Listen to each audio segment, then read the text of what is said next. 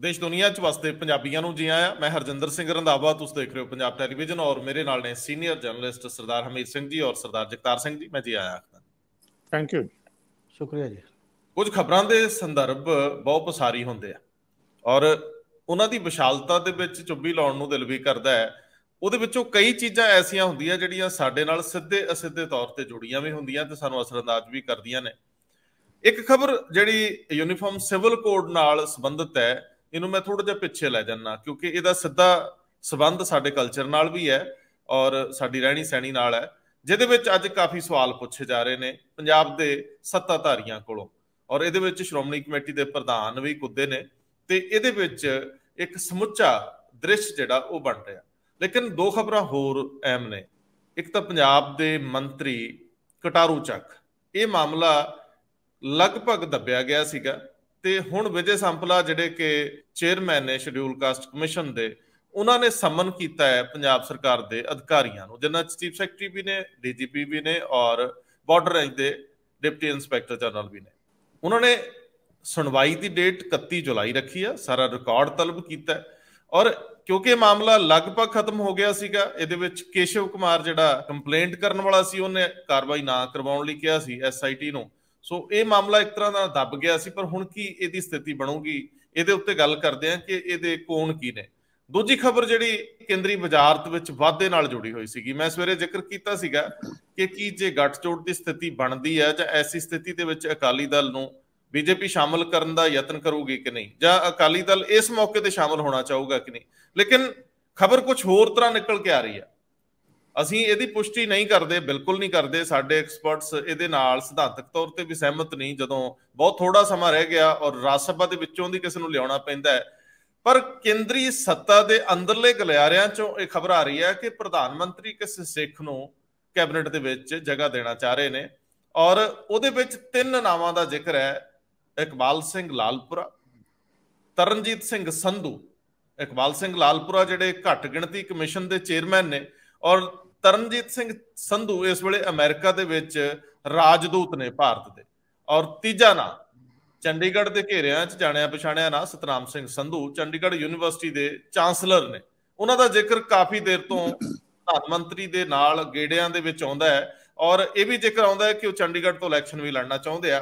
ਖੈਰ ਅੱਗੇ ਜਾ ਕੇ ਇਸ ਮਾਮਲੇ ਨੂੰ ਵੀ ਦੇਖਦੇ ਹਾਂ। ਲੇਕਿਨ ਪੰਜਾਬ ਦੇ ਆਮ ਆਦਮੀ ਪਾਰਟੀ ਦੇ ਵੱਡੇ ਆਗੂਆਂ ਤੋਂ ਸਵਾਲ ਪੁੱਛਿਆ ਜਾ ਰਿਹਾ, ਖਾਸ ਤੌਰ ਤੇ ਭਗਵੰਤ ਮਾਨ, ਪ੍ਰਿੰਸੀਪਲ ਬੁੱਧ ਰਾਮ ਜਾਂ ਹੋਰ ਲੋਕਾਂ ਤੋਂ, ਕਿ ਤੁਸੀਂ ਯੂਨੀਫਾਰਮ ਸਿਵਲ ਕੋਡ ਦੇ ਮਾਮਲੇ 'ਚ ਕੀ ਕਹਿੰਦੇ ਹੋ। ਪੰਜਾਬ ਦੇ ਨਜ਼ਰੀਏ ਤੋਂ ਇਹ, ਕਿਉਂਕਿ ਜਦੋਂ ਸਿਧਾਂਤਕ ਤੌਰ ਤੇ ਆਮ ਆਦਮੀ ਪਾਰਟੀ ਇਹਦੇ ਨਾਲ ਖੜੀ ਦਿਸਦੀ ਹੈ, ਇਹਦੇ ਨਾਲ ਤੁਰਦੀ ਦਿਸਦੀ ਆ, ਤੇ ਕੀ ਪੰਜਾਬ ਦੇ ਵਿੱਚ ਯੂਨੀਫਾਰਮ ਸਿਵਲ ਕੋਡ ਜੇ ਸਟੇਟ ਅਸੈਂਬਲੀ 'ਚ ਵੀ ਲਿਆਉਣਾ ਪਵੇ ਉਹਦੇ ਹੱਕ ਜਾਂ ਖਿਲਾਫ ਦੇ ਵਿੱਚ, ਤਾਂ ਕੀ ਤੁਸੀਂ ਨਾਲ ਤੁਰੋਗੇ? ਇਹਦਾ ਜਵਾਬ ਨਹੀਂ ਆ ਰਿਹਾ ਕਿਉਂਕਿ ਇਹ ਸਾਡੀ ਜਿਹੜੀ ਸੱਭਿਆਚਾਰਕ ਹੋਂਦ ਹੈ ਉਹਦੇ ਉੱਤੇ ਹਮਲਾ, ਜਿਵੇਂ ਐਡਵੋਕੇਟ ਧਾਮੀ ਕਹਿ ਰਹੇ ਨੇ। ਸੋ ਸਭ ਤੋਂ ਪਹਿਲਾਂ ਮੈਂ ਚਾਹੂੰਗਾ ਸਰਦਾਰ ਹਮੀਰ ਸਿੰਘ ਜੀ, ਜਿਹੜਾ ਇਹ SC ST ਕਮਿਸ਼ਨ ਹੈ ਇਹਦੇ ਵੱਲੋਂ ਹੁਣ ਉਹ ਸਾਰੇ ਅਧਿਕਾਰੀ ਤਲਬ ਕੀਤੇ ਗਏ ਨੇ, ਉਹਨਾਂ ਨੂੰ ਸੰਮਨ ਕੀਤਾ ਗਿਆ, ਜਿਸ ਮਾਮਲੇ 'ਚ ਕਿਹਾ ਜਾ ਰਿਹਾ ਸੀ ਕਿ ਮਾਮਲਾ ਮੁੱਕ ਗਿਆ। ਹੁਣ ਇਹਦੀ ਜਿਹੜੀ ਸੰਜੀਦਗੀ ਆ ਉਹਨਾਂ ਨੇ ਦਰਸਾਈ ਹੈ ਕਿ ਅਸੀਂ ਤੁਹਾਨੂੰ ਇਹ ਚਿੱਠੀਆਂ ਲਿਖੀਆਂ ਨੇ ਔਰ ਹੁਣ ਤੁਸੀਂ ਇਹਦੇ ਨਾਲ ਸੰਬੰਧਿਤ ਸਾਰਾ ਰਿਕਾਰਡ ਲੈ ਕੇ ਹਾਜ਼ਰ ਹੋਵੋ। ਤੁਹਾਨੂੰ ਲੱਗਦਾ ਹੈ ਕਿ ਕਿਸੇ ਪੱਧਰ ਦੇ ਉੱਤੇ ਜਿਹੜੀ SIT ਆ ਉਹਦੇ ਮੈਂਬਰ ਨੇ ਉਹਨਾਂ ਨੂੰ ਵੀ ਕਟਹਿਰੇ 'ਚ ਖੜਾ ਕੀਤਾ ਜਾਊਗਾ ਕਿ ਕਿਤੇ ਪ੍ਰੈਸ਼ਰਾਈਜ਼ ਕਰਕੇ ਤਾਂ ਪਟੀਸ਼ਨ ਕਰਤਾ ਨੂੰ, ਕੰਪਲੇਂਟ ਕਰਤਾ ਨੂੰ ਇਸ ਤਰ੍ਹਾਂ ਤਾਂ ਨਹੀਂ ਮਨਾ ਲਿਆ ਗਿਆ। ਸੋ ਇਹ ਮਾਮਲਾ ਪੰਜਾਬ ਸਰਕਾਰ ਲਈ ਗਲੇ ਦੀ ਹੱਡੀ ਬਣ ਸਕਦਾ। ਹਾਂ ਬਿਲਕੁਲ, ਜਿੱਡਾ ਇਹ ਸੰਵੇਦਨਸ਼ੀਲ ਮਾਮਲਾ ਸੀ, ਜਿਸ ਪੱਧਰ ਦੇ ਮਤਲਬ ਇਲਜ਼ਾਮ ਲੱਗੇ, ਉਹ ਜਿਹੜਾ ਲੜਕਾ ਸੀ ਜਿਹਨੇ ਆਪ ਜਾ ਕੇ ਪਟੀਸ਼ਨ ਫਾਈਲ ਕੀਤੀ ਔਰ ਉਹਨੇ ਬਾਕੀ TV ਚੈਨਲਾਂ ਤੇ ਆ ਕੇ ਵੀ ਪਰਸਨਲੀ ਵੀ ਇਹ ਕਿਹਾ ਸੀਗਾ ਕਿ ਐਵੇਂ ਕਰਕੇ ਇੰਨੇ ਸਾਲਾਂ ਤੋਂ ਆ ਘਟਨਾ ਵਾਪਰਦੀ ਰਹੀ ਹੈ ਇਸ ਲੈਵਲ ਦੀ। ਉਦੋਂ ਇਸੇ ਕਰਕੇ ਜਲੰਧਰ ਬਾਈ ਇਲੈਕਸ਼ਨ ਵੀ ਸੀਗੀ ਲੋਕ ਸਭਾ ਦੀ, ਤੇ ਇਹ ਬਹੁਤ ਬੜਾ ਪ੍ਰੈਸ਼ਰ ਵੀ ਗਵਰਨਮੈਂਟ ਤੇ ਬਣ ਰਿਹਾ ਸੀ ਕਿ ਇਹੋ ਜਿਹੇ ਕੇਸ ਦੇ ਵਿੱਚ ਖਾਸ ਤੌਰ ਤੇ ਉਹਨੇ ਇਹ ਕਿਹਾ ਸੀ ਕਿ ਮਾਈਨਰ ਹੈ ਲੜਕਾ ਉਸ ਸਮੇਂ, ਤੇ ਜੇ ਮਾਈਨਰ ਹੋਵੇ ਤਾਂ ਗ੍ਰਿਫਤਾਰੀ ਪਹਿਲਾਂ ਹੁੰਦੀ ਹੈ ਤੇ FIR ਹੋ ਕੇ ਗ੍ਰਿਫਤਾਰੀ ਹੁੰਦੀ ਹੈ, ਬਾਕੀ ਗੱਲਾਂ ਬਾਅਦ ਦੇ ਵਿੱਚ ਹੁੰਦੀਆਂ ਨੇ ਜਿਹੜੀਆਂ ਸਿਸਟਮ ਉਸ ਲੈਵਲ ਦੇ ਉੱਤੇ। ਪਰ ਇਹੋ ਜਿਹੇ ਮਾਮਲੇ ਨੂੰ ਡੀਲ ਬਾਅਦ ਚ ਹੋਰ ਤਰ੍ਹਾਂ ਕੀਤਾ ਗਿਆ, ਜਿਵੇਂ ਪਹਿਲਵਾਨਾਂ ਦੇ ਮਾਮਲੇ ਨੂੰ ਕੀਤਾ ਗਿਆ ਨਾ ਡੀਲ ਓਵਰਆਲ ਕੰਟਰੀ ਦੀ ਸਰਕਾਰ ਵੱਲੋਂ, ਦੇਸ਼ ਦੀ ਸੱਤਾਧਾਰੀ ਪਾਰਟੀ ਵੱਲੋਂ, ਔਰ ਦਿੱਲੀ ਪੁਲਿਸ ਨੂੰ FIR ਵੀ ਥਰੂ ਸੁਪਰੀਮ ਕੋਰਟ ਜਾਣਾ ਪਿਆ ਉਹ ਤਾਂ ਚਲੋ ਪਹਿਲਵਾਨ ਸੀ, ਵੱਡੇ ਇੱਕ ਇਸ ਲੈਵਲ ਦੀ ਗੱਲ ਸੀ, ਉਹਨਾਂ ਦਾ ਇੱਕ ਰੈਪੂਟੇਸ਼ਨ, ਉਹਨਾਂ ਦਾ ਇੱਕ ਦਬਦਬਾ ਕਿ ਵਕੀਲ ਸੁਪਰੀਮ ਕੋਰਟ ਰਾਹੀਂ ਵੀ FIR ਹੋ ਗਈ। ਹਾਲਾਂਕਿ ਜੋ ਰਿਪੋਰਟ ਆਈ ਹੈ ਦਿੱਲੀ ਉਹਦੀ ਪੁਲਿਸ ਦੀ, ਉਹਦੇ ਚ ਵੀ ਇੱਕ ਮੇਜਰ ਘਟਨਾ ਤਾਂ ਬਾਹਰ ਹੋ ਗਈ ਨਾ, ਬਾਕੀ ਚਲੋ ਹੋਊਗਾ ਚਲਾਨ ਜੋ ਵੀ ਪੇਸ਼ ਹੋਏਗਾ। ਉਵੇਂ ਹੀ ਸ਼ਾਇਦ ਮੇਰਾ ਖਿਆਲ ਹੈ ਇਹਨਾਂ ਨੇ ਕਰ ਲਿਆ, FIR ਇੱਥੇ ਨਹੀਂ ਹੋਈ। ਔਰ ਉਹ ਲੜਕੇ ਦੀ ਜਾਂ ਉਹਦੀ ਤਾਂ ਇਸ ਲੈਵਲ ਦੀ ਹੈਸੀਅਤ ਵੀ ਨਹੀਂ ਸੀ ਕਿ ਉਹ ਥਰੂ ਕੋਰਟ ਚਲਾ ਜਾਂਦਾ ਜਾਂ ਘੱਟੋ ਘੱਟ FIR ਦਰਜ ਕਰਾਉਂਦਾ ਜਾਂ ਇਸ ਲੈਵਲ ਦੀ ਕੋਈ ਗੱਲ ਹੁੰਦੀ।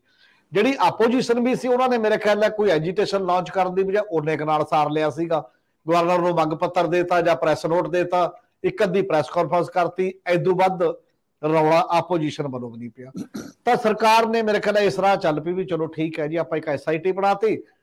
SIT ਨੇ ਮਿਲ ਕੇ ਇਹ ਕਿਹਾ ਜਿਹੜੀ ਫਾਈਨਲ ਰਿਪੋਰਟ ਆਈ ਕਿ ਉਹ ਬੰਦਾ ਆਪ ਹੀ ਪਟੀਸ਼ਨ ਵਿਡਰਾ ਕਰ ਰਿਹਾ, ਵਿਡਰਾ ਕਰ ਲਈ, ਉਹ ਅੱਗੇ ਕੇਸ ਨਹੀਂ ਲੜਨਾ ਚਾਹੁੰਦਾ।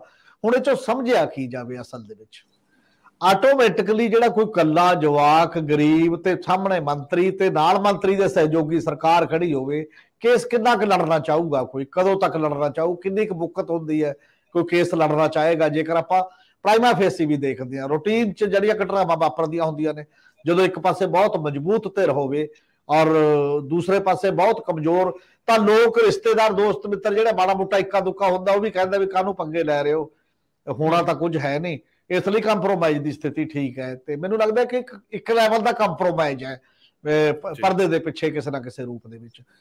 ਹੁਣ ਰੌਲਾ ਇਹ ਹੈ ਕਿ ਉਹ ਕਿਉਂਕਿ SC ST ਕਮਿਸ਼ਨ ਦੇ ਕੋਲੇ ਵੀ ਗਈ ਹੋਈ ਸੀ ਇਹੀ ਦਰਖਾਸਤ ਉਦੋਂ ਤੋਂ ਲੈ ਕੇ, ਔਰ ਇਹ ਕਿਹਾ ਜਾ ਰਿਹਾ ਸੀ ਕਿ ਕੋਈ ਦੋਨਾਂ ਦੀ ਕਾਸਟ ਲਗਭਗ ਸੇਮ ਹੈ, ਇਸ ਲਈ ਉਹ ਐਕਟ ਲਾਉਣ ਦੀ ਤਾਂ ਸੰਭਾਵਨਾ ਨਹੀਂ ਸੀ। ਪਰ ਫਿਰ ਵੀ ਜਸਟਿਸ ਦਾ ਸਵਾਲ ਹੈ, ਜੇ ਕਮਿਸ਼ਨ ਕੋਲ ਚਲਾ ਗਿਆ ਤਾਂ ਬਾਕੀ ਗੱਲਾਂ ਤਾਂ ਉਹ ਕਰੂਗਾ ਹੀ।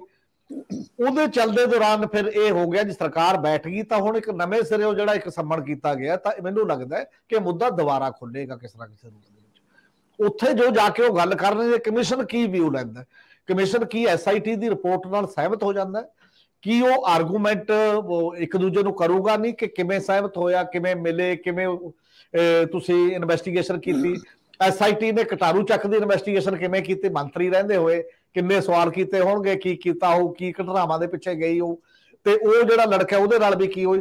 ਤਾਂ ਇੱਕ ਨਵੇਂ ਸਿਰੋਂ ਇਹ ਗੱਲ ਚੱਲੂ ਤਾਂ ਸਹੀ ਜ਼ਰੂਰ ਉਸ ਪੱਧਰ ਦੇ ਉੱਤੇ। ਔਰ ਕਮਿਸ਼ਨ ਜਿਹੜਾ ਕੌਮੀ ਕਮਿਸ਼ਨ ਹੁੰਦਾ ਹੈ ਉਹਦੇ ਕੋਲ ਅਰਧ ਜੁਡੀਸ਼ੀਅਲ ਪਾਵਰਜ ਵੀ ਹੁੰਦੀਆਂ ਨੇ ਇਸ ਪੱਧਰ ਦੇ ਉੱਤੇ, ਜੇ ਨਾ ਜਾਵੇ ਤਾਂ ਸਮਨ ਕਰਨ ਦੀਆਂ, ਤੇ ਉਹਦੇ ਕੋਲ ਆਪਣੀ ਜੱਜਮੈਂਟ ਦੇਣ ਦੀਆਂ ਪਾਵਰਜ ਨੇ ਉਸ ਪੱਧਰ ਦੇ ਉੱਤੇ। ਜੇ ਕੋਈ ਉਹ ਇਹੋ ਜਿਹੀ ਜੱਜਮੈਂਟ ਦੇ ਦਿੰਦਾ ਜਿਹੜੀ ਪੁਲਿਸ ਦੀ ਕਾਰਵਾਈ ਦੇ ਅਗੇਂਸਟ ਲੱਗਦੀ ਹੈ, ਉਹਦੇ ਨਾਲ ਮੈਚ ਨਹੀਂ ਕਰਦੀ, ਤਾਂ ਕੱਲ ਨੂੰ ਉਹਦੇ ਬੇਸ ਤੇ ਵੀ ਕੋਰਟ ਜਾਇਆ ਜਾ ਸਕਦਾ ਮੇਰੇ ਖਿਆਲ ਹੈ। ਤੇ ਕੱਲ ਨੂੰ ਕੋਰਟ ਵੀ ਉਹ ਜੱਜਮੈਂਟ ਦੇ ਰਾਹੀਂ ਕੋਈ ਇਹੋ ਜਿਹੀ ਗੱਲ, ਇਹੋ ਜਿਹਾ ਰਾਹ ਖੁੱਲ ਸਕਦਾ ਹੈ। ਔਰ ਜੇ ਉੱਥੇ ਜਾ ਕੇ ਸੈਟੀਸਫਾਈ ਹੁੰਦੀ ਹੈ, ਮਤਲਬ ਉਹ ਵੀ ਇਹਨਾਂ ਦੇ ਨਾਲ ਤਾਂ ਇੱਕ ਅਲੱਗ ਪਹਿਲੂ ਤੋਂ ਡਿਸਕਸ ਹੋਏਗੀ। ਪਰ ਮੈਨੂੰ ਲੱਗਦਾ ਉਹ ਮਾਮਲਾ ਠੱਪ ਹੋਇਆ ਸੀ ਜਿਹੜਾ, ਮੁੜ ਕੇ ਇੱਕ ਮੋਰੀ ਫੇਰ ਹੋ ਗਈ ਹੈ, ਜਿਹੜੀ ਰਸਤਾ ਖੁੱਲਣ ਦਾ ਇੱਕ ਆਧਾਰ ਬਣਦਾ ਦਿਖਾਈ ਦੇ ਰਿਹਾ। ਇੰਜ ਲੱਗਦਾ ਜਿਵੇਂ ਕਟਾਰੂ ਚੱਕ ਨੂੰ ਵਜ਼ਾਰਤ ਵਿੱਚੋਂ ਪਾਸੇ ਕੀਤੇ ਬਿਨਾ ਇਹ ਸਰਕਾਰ ਦੇ ਗਲੋਂ ਇਹ ਮਾਮਲਾ ਲੈਣਾ ਨਹੀਂ। ਸਰਦਾਰ ਜਗਤਾਰ ਸਿੰਘ ਜੀ, ਆਮ ਤੌਰ ਤੇ ਮੰਨਿਆ ਜਾਂਦਾ ਕਿ ਇਹ ਕਮਿਸ਼ਨ ਬਿਨਾ ਦੰਦਾਂ ਦੇ ਸ਼ੇਰ ਵਰਗੇ ਹੁੰਦੇ ਆ। ਹੁਣ ਜੇ ਇਸ ਮਾਮਲੇ ਨੂੰ ਇੰਜ ਵੀ ਦੇਖਿਆ ਜਾਵੇ, ਮੰਨਿਆ ਜਾਂਦਾ ਸੀਗਾ ਕਿ ਇਹ ਤਾਂ ਸ਼ਡਿਊਲ ਕਾਸਟ ਕਮਿਸ਼ਨ ਕੋਲ ਜਾਣਾ ਬਣਦਾ ਹੀ ਨਹੀਂ, ਕਿਉਂਕਿ ਇਹ ਦੋਵੇਂ ਮਾਮਲੇ ਜਿਹੜੇ ਇੱਕੋ ਜਾਤੀ ਨਾਲ ਜੁੜੇ ਲੋਕਾਂ ਦੇ ਆ। ਸ਼ਡਿਊਲ ਕਾਸਟ ਉਹ ਕੈਟਾਗਰੀ ਨਾਲ ਸੰਬੰਧਿਤ ਦੋਵੇਂ ਧਿਰਾਂ ਨੇ। ਤੇ ਦੂਜਾ ਮਾਮਲਾ ਇਹ ਵੀ ਸੀਗਾ ਕਿ ਕੀ ਉਹ ਉਦੋਂ ਨਾਬਾਲਗ ਸੀ ਜਦੋਂ ਇਹ ਸਾਰੀਆਂ ਘਟਨਾਵਾਂ ਵਾਪਰਦੀਆਂ, ਤੇ ਉਹਦਾ ਜਮਾ ਜੋੜ ਕਰਕੇ ਇਹਦੇ ਸੰਬੰਧੀ ਵੀ ਗੱਲ ਲਗਭਗ ਕਿਸੇ ਪੱਧਰ ਤੇ ਗਾਂ ਵਧਾਈ ਗਈ ਸੀਗੀ ਕਿ ਉਹ ਨਾਬਾਲਗ ਵੀ ਨਹੀਂ ਸੀ ਉਦੋਂ। ਸੋ ਮਾਮਲਾ ਤਾਂ ਅਖੀਰ ਦੇ ਵਿੱਚ ਆ ਗਿਆ ਸੀਗਾ ਕਿ ਇਹ ਕਿਰਦਾਰ ਨਾਲ ਜੁੜਿਆ, ਇਹ ਐਥਿਕਸ ਨਾਲ ਜੁੜਿਆ, ਨੈਤਿਕਤਾ ਨਾਲ ਜੁੜਿਆ। ਪਰ ਸਰਕਾਰ ਚੁੱਪ ਜੀ ਵੱਟ ਗਈ। ਲੱਗਦਾ ਸੀ ਕਿ ਜਦੋਂ ਠੰਡ ਠੰਡੋਲਾ ਹੋਊਗਾ ਕਟਾਰੂ ਚੱਕ ਸਾਹਿਬ ਨੂੰ ਕਿਹਾ ਜਾਊਗਾ ਕਿ ਤੁਸੀਂ ਘਰੇਲੂ ਕਾਰਨਾਂ ਕਰਕੇ ਰਿਜ਼ਾਈਨ ਕਰ ਜਾਓ। ਪਰ ਇਹ ਲੱਗਦਾ ਹੈ ਕਿ ਸਰਕਾਰ ਨੂੰ ਕੋਈ ਕਾਰਵਾਈ ਕਰਨੀ ਪੈਣੀ ਆ, ਅਦਰਵਾਈਜ਼ ਇਹ ਨਾ ਹੋਵੇ ਕਿ ਜਿਸ ਤਰੀਕੇ ਨਾਲ ਇਹ ਕਮਿਸ਼ਨ ਐਕਟਿਵ ਹੋਇਆ, ਕਿਤੇ ਕੱਲ ਨੂੰ ਆਦੇਸ਼ ਹੀ ਜਾਰੀ ਕਰਦੇ ਕਿ ਇਹੋ ਜਿਹੇ ਵਜ਼ੀਰ ਨੂੰ ਜਿਹੜਾ ਰੱਖਣਾ ਠੀਕ ਨਹੀਂ, ਹਾਲਾਂਕਿ ਉਹ ਕਰ ਨਹੀਂ ਸਕਦੇ। ਬੜਾ ਕਮਾਲ ਦਾ ਮੁਲਕ ਹੈ, ਅਸੀਂ ਕਹਿੰਦੇ ਆ ਵੀ ਸਾਡੇ ਇੰਨੀ ਪੁਰਾਣੀ ਸਭਿਅਤਾ ਹੈ, ਸਭ ਕੁਝ ਹੈ, ਲੇਕਿਨ ਜਦੋਂ ਇਨਸਾਫ ਦੀ ਗੱਲ ਆਉਂਦੀ ਹੈ, ਦਿੱਲੀ ਦੇ ਵਿੱਚ ਓਲੰਪੀਅਨ ਕੁੜੀਆਂ ਸ਼ਿਕਾਇਤ ਕਰਦੀਆਂ, ਉਹਨਾਂ ਨੂੰ ਕਿੱਡਾ ਲੰਬਾ ਸੰਘਰਸ਼ ਕਰਨਾ ਪੈਂਦਾ ਹੈ ਸਿਰਫ FIR ਰਜਿਸਟਰ ਕਰਾਉਣ ਵਾਸਤੇ। ਜਿਨ੍ਹਾਂ ਲੋਕਾਂ ਨੂੰ ਪ੍ਰਾਈਮ ਮਿਨਿਸਟਰ ਨਰਿੰਦਰ ਮੋਦੀ ਇਨਾਮ ਜਿੱਤਣ ਤੋਂ ਬਾਅਦ ਖੁਦ ਹੋਸਟ ਕਰਦੇ ਹੈ, ਜੇ ਉਹਨਾਂ ਦੀ ਸਿਚੁਏਸ਼ਨ ਇਹ ਹੈ ਤੇ ਅਸੀਂ ਜਿਹੜੀ ਸੰਸਕਾਰੀ ਮੁਲਕ ਆਪਣੇ ਆਪ ਨੂੰ ਕਹਿੰਦੇ ਆ, ਅਸੀਂ ਖੜੇ ਕਿੱਥੇ ਆ? ਹਰਿਆਣੇ 'ਚ ਆ ਜਾਓ, ਹਰਿਆਣੇ 'ਚ ਇੱਕ ਵਿਮਨ ਕੋਚ ਇੱਕ ਮੰਤਰੀ ਦੇ ਖਿਲਾਫ ਸ਼ਿਕਾਇਤ ਫਾਈਲ ਕਰਦੀ ਹੈ। ਮੰਤਰੀ ਸਾਹਿਬ ਕਾਇਮ ਹੈਗੇ, ਕੋਈ ਐਕਸ਼ਨ ਨਹੀਂ, ਕਿਸੇ ਨੂੰ ਪਤਾ ਹੀ ਨਹੀਂ, ਹੌਲੀ ਹੌਲੀ ਮੈਮਰੀ 'ਚੋਂ ਫੇਜ਼ ਆਊਟ ਹੋ ਰਿਹਾ। ਇਸ ਤਰ੍ਹਾਂ ਹੀ ਪੰਜਾਬ ਦੇ ਵਿੱਚ ਇਹ ਕੇਸ ਕਟਾਰੂ ਚੱਕ ਦਾ ਕਿੰਨੇ ਮਹੀਨੇ ਹੋ ਗਏ, ਇੱਕ ਗਰੀਬ ਮੁੰਡਾ ਕਿਸੇ ਉਹਨੇ ਸ਼ਿਕਾਇਤ ਕੀਤੀ ਕਿ ਮੇਰੇ ਨਾਲ ਆਹ ਕੁਛ ਹੋਇਆ, ਤੇ ਹੁਣ ਤੱਕ ਫਿਰ ਇਹ ਹੁੰਦਾ ਹੈ ਕਿ ਜਿਹੜੀ ਹਮੀਰ ਹੋਰੀ ਗੱਲ ਕਰ ਰਹੇ ਹੈ ਕਿ ਪ੍ਰੈਸ਼ਰ ਇੰਨਾ ਬਿਲਡ ਹੁੰਦਾ ਹੈ ਖਾਸ ਕਰਕੇ ਗਰੀਬ ਪਰਿਵਾਰ ਤੇ ਕਿ ਅਗਲੇ ਉਹ ਪ੍ਰੈਸ਼ਰ ਸਹਿ ਹੀ ਨਹੀਂ ਸਕਦੇ ਤੇ ਕੰਪਰੋਮਾਈਜ਼ ਕਰ ਲੈਂਦੇ ਆ। ਮੈਂ ਇਹ ਨਹੀਂ ਕਹਿੰਦਾ ਕਿ ਇਹਦੇ 'ਚ ਹੋਇਆ ਹੋਏਗਾ, ਲੇਕਿਨ ਮੈਂ ਇਹਨੂੰ ਰੂਲ ਆਊਟ ਨਹੀਂ ਕਰਦਾ। ਇੱਕ ਮੈਂ ਸਿਰਫ ਟੈਕਨੀਕਲਿਟੀ 'ਚ ਨਹੀਂ ਪੈਂਦਾ, ਇੱਕ ਮੋਰਲਿਟੀ ਸਰਕਾਰ ਦੀ ਇੱਕ ਬਹੁਤ ਵੱਡਾ ਐਸਪੈਕਟ ਹੁੰਦਾ ਹੈ। ਜਦੋਂ ਪਬਲਿਕ ਪਰਸੈਪਸ਼ਨ ਬਣ ਜਾਏ ਕਿ ਕੋਈ ਹਾਈ ਪੋਸਟ ਤੇ ਬੈਠਾ ਇਨਸਾਨ ਉਹਨੇ ਕੋਈ ਗਲਤੀ ਕੀਤੀ ਹੈ, ਪ੍ਰੂਵ ਹੋਣਾ ਬਾਅਦ ਦੀ ਗੱਲ ਹੁੰਦੀ ਹੈ, ਉਹਦਾ ਇਨੋਸੈਂਟ ਹੋਣਾ ਬਾਅਦ ਦੀ ਗੱਲ ਹੁੰਦੀ ਹੈ, ਉਹਦਾ ਪਹਿਲਾਂ ਰਿਜ਼ਾਈਨ ਲੈ ਲਿਆ ਜਾਵੇ ਤੇ ਉਸ ਤੋਂ ਬਾਅਦ ਉਹਦੀ ਇਨਕੁਆਇਰੀ ਕੀਤੀ ਜਾਵੇ, ਤਾਂ ਕਿ ਇਨਕੁਆਇਰੀ ਜਿਹਨੇ ਇਨਸਾਫ ਲੈਣਾ ਹੈ ਉਹਨੂੰ ਵੀ ਥੋੜਾ ਜਿਹਾ ਕੌਨਫੀਡੈਂਸ ਹੋਵੇ ਕਿ ਮੈਨੂੰ ਕੁਝ ਇਨਸਾਫ ਮਿਲ ਸਕਦਾ ਹੈ। ਲੇਕਿਨ ਐਸਾ ਨਹੀਂ ਹੋ ਰਿਹਾ। ਦਿੱਲੀ 'ਚ ਨਹੀਂ ਹੋਇਆ, ਹਰਿਆਣਾ 'ਚ ਨਹੀਂ ਹੋਇਆ, ਪੰਜਾਬ ਦੇ ਵਿੱਚ ਵੀ ਨਹੀਂ ਹੋਇਆ। ਸਾਰੀਆਂ ਇੱਕੋ ਹੀ ਹਾਲਤ ਹੈ ਸਾਰੀ ਥਾਂ ਤੇ। ਇਸ ਮਾਮਲੇ ਦੇ ਵਿੱਚ ਥੋੜਾ ਜਿਹਾ ਫਰਕ ਹੈ ਕਿ ਮੁੰਡਾ ਬਿਲਕੁਲ ਗਰੀਬ ਸੀਗਾ। ਹੁਣ ਗੱਲ ਇਹ ਨਹੀਂ ਹੈ ਕਿ ਇਹ ਸ਼ਡਿਊਲਡ ਕਾਸਟ ਹੈ ਤੇ ਮਿਨਿਸਟਰ ਵੀ ਸ਼ਡਿਊਲਡ ਕਾਸਟ ਹੈ, ਟੈਕਨੀਕਲਿਟੀਜ਼ ਹੈਗੀਆਂ। ਇੱਕ ਸ਼ਿਕਾਇਤ ਹੋਈ ਹੈ, ਐਂਗਲ ਮੋਲੈਸਟੇਸ਼ਨ ਦਾ ਹੈ, ਸਭ ਕੁਛ ਹੈ। ਉਹਦੇ 'ਚ ਇਹ ਮੇਰੇ ਖਿਆਲ 'ਚ ਨਹੀਂ ਦੇਖਿਆ ਜਾਣਾ ਚਾਹੀਦਾ ਵੀ ਟੈਕਨੀਕਲਿਟੀ ਇਹਦੀ ਕੀ ਹੈ। ਜੇ ਸ਼ਿਕਾਇਤ ਹੋਈ ਉਹਦੀ ਪ੍ਰੋਪਰ ਪ੍ਰੂਵ ਕਰੋ। ਇਹ ਨਹੀਂ ਕਿ ਜੇ ਮੁੰਡੇ ਨੇ ਕਿਹਾ ਬਈ ਮੈਂ ਕੰਪਲੇਂਟ ਵਾਪਸ ਲੈਣਾ ਲਓ, ਇਹ ਹੁਣ ਪ੍ਰੂਫ ਵਾਪਸ ਲੈਣ ਦੀ ਕੋਈ ਸ਼ਰਤ ਨਹੀਂ ਹੋਣੀ ਚਾਹੀਦੀ, ਨਾ ਇਸ ਗੱਲ ਤੇ ਇਹ ਕੇਸ ਫਾਈਲ ਹੋਣਾ ਚਾਹੀਦਾ ਹੈ। ਇਹਦੀ ਜਿਹੜੀ ਪਹਿਲਾਂ ਪ੍ਰੋਪਰ ਇਨਕੁਆਇਰੀ ਕਰਕੇ ਇਸ ਕੇਸ ਨੂੰ ਲੌਜੀਕਲ ਕਨਕਲੂਜਨ ਤੇ ਲਿਆ ਕੇ ਫਿਰ ਫਾਈਲ ਕਰਨਾ ਚਾਹੀਦਾ। ਜੇ ਇਨੋਸੈਂਟ ਹੈ ਮਿਨਿਸਟਰ ਤੇ ਐਲੀਗੇਸ਼ਨ ਗਲਤ ਲੱਗੀ ਹੈ, ਉਹ ਗੱਲ ਵੱਖਰੀ ਹੈ, ਲੇਕਿਨ ਬਿਨਾਂ ਫਾਈਨਲ ਪ੍ਰੂਫ ਕੀਤਿਆਂ ਜੇ ਕੀਤੀ ਹੈ ਪ੍ਰੂਫ ਤੇ ਉਹ ਸਾਰੀ ਪ੍ਰੂਫ ਦਾ ਰਿਕਾਰਡ ਪਬਲਿਕ ਕੀਤਾ ਜਾਵੇ, ਲੋਕਾਂ ਨੂੰ ਪਤਾ ਲੱਗੇ ਵੀ ਇਹਦੇ 'ਚ ਕੋਈ ਹੇਰਾਫੇਰੀ ਨਹੀਂ ਹੋਈ। ਲੇਕਿਨ ਬਿਨਾਂ ਫਾਈਨਲ ਪ੍ਰੂਫ ਤੋਂ ਕਿਸੇ ਵੀ ਇਹੋ ਜਿਹੇ ਕੇਸ ਨੂੰ ਫਾਈਲ ਕਰਨਾ ਮੇਰੇ ਖਿਆਲ 'ਚ ਅਨਐਥੀਕਲ ਤੇ ਇਮੋਰਲ ਹੈ। ਇਹ ਸਰਕਾਰ ਨੂੰ ਦੇਖਣਾ ਚਾਹੀਦਾ ਹੈ ਕਿ ਮੋਰਲਿਟੀ ਦੇ ਟੈਸਟ ਤੇ ਸਰਕਾਰ ਕਿੱਥੇ ਖੜੀ ਹੈ।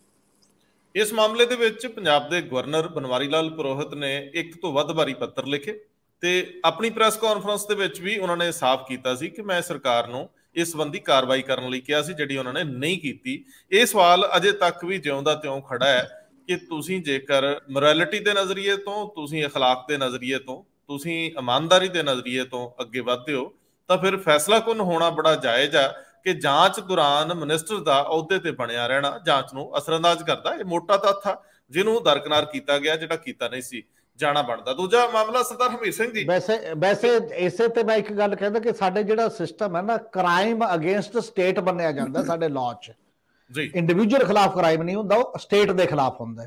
ਇਸ ਲਈ ਸਟੇਟ ਦੀ ਜ਼ਿੰਮੇਵਾਰੀ ਹੁੰਦੀ ਹੈ ਲੜਨਾ, ਜਿਹੜਾ ਕ੍ਰਿਮੀਨਲ ਹੈ ਜਾਂ ਜਿਹੜਾ ਕ੍ਰਾਈਮ ਹੋਇਆ ਉਹਨੂੰ ਕਲੈਰਿਟੀ 'ਚ ਲਿਆ ਕੇ। ਔਰ ਬੜੀ ਵਾਰ ਬੰਦਾ ਵਿਡਰਾ ਕਰਦਾ ਤੇ ਉਹ PIL ਕੋਰਟਾਂ ਕਹਿ ਲੈਂਦੀਆਂ ਨੇ ਕਿ ਨਹੀਂ ਕੇਸ ਸੀਰੀਅਸ ਹੈ, ਕਿਸ ਕਾਰਨ ਚੱਲਣਾ, ਇਹ ਕੰਟੀਨਿਊ ਕਰੇਗਾ।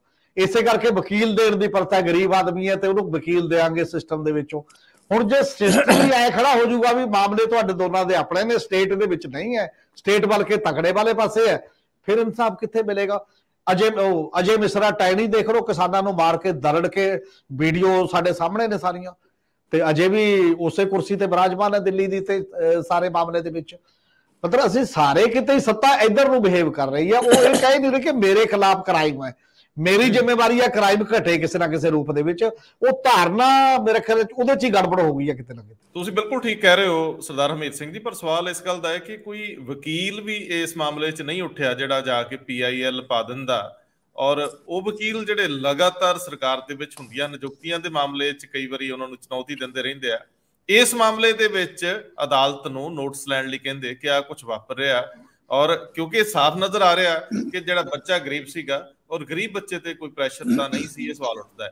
मैं अगे ਵਧਣਾ ਚਾਹੂੰਗਾ।